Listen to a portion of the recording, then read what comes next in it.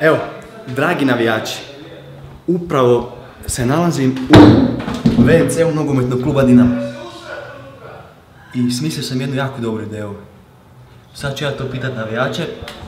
Evo, pošto sam najmlađi i najpametniji među njima, smislio da vas navijače malo nagradimo. Pošto malo smo tužni što niste došli na stadion.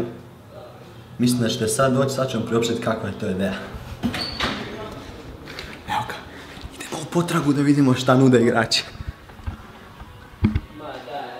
Evo dečki, ja sam došao do neke ideje. Super stimaš, ne? Kelepor si kapetan. Dobro. Mislim da mi ti treba prvi odgovoriti. Dobro. Mislio sam da damo neku nagradu igračima, to jest navijačima. Da mi igrači to uložimo, da napravimo neku akciju. Sad ne znam, evo, ti da kažeš prvi šta misliš o tome.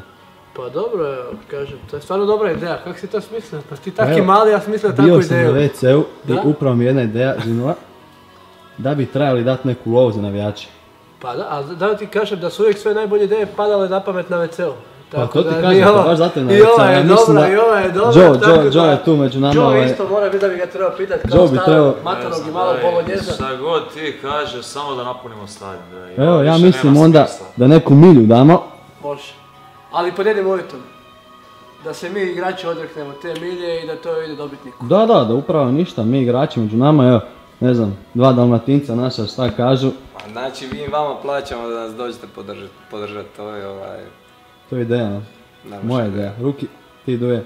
Daj taj pun Maksimir više da razvalimo nekoga, bog to u toj ligi prvaka. Idemo do najvećeg gospodina. Filjo, šta ti kažeš? Stvarno je ružno igrat pred praznim tribinama, mislim da je to u redu i da ćemo ti to daš tamo, izvesti. Doći, nema problem. Bude Filja dao koju kunu.